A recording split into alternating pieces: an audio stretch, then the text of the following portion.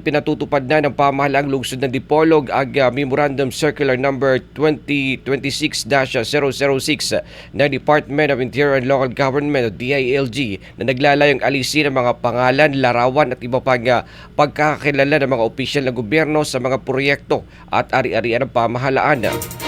Batay sa kautusan ni City Mayor Roberto Y. Uy, inatasan ng lahat ng opisyal at pinuno ng tanggapan sa lungsod na tanggalin ang anumang marka o palatandaan na maaaring magbigay ng personal na pagkilala sa mga public official sa mga proyekto at kagamitan ng lokal na pamahalaan.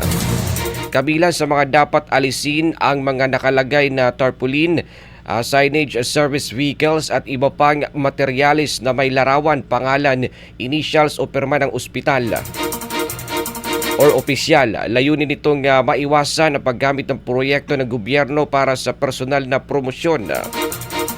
Ayon sa memorandum, kung may kinakailangang pagkukumpuni o pagpapalit, koordinasyon ay pangunahan ng City Planning and Development Office, City Engineering Office at City General Services Office.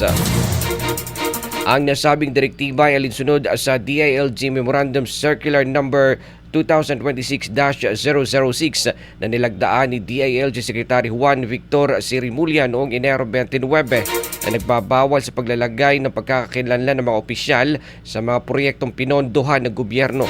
Nilinaw ng pamahalang lungsod na ang hakbang ay bahagi ng pagsunod sa good governance at upang matiyak na mga proyekto ay para sa publiko at hindi para sa personal na pagpapakilala ng sinumang opisyal.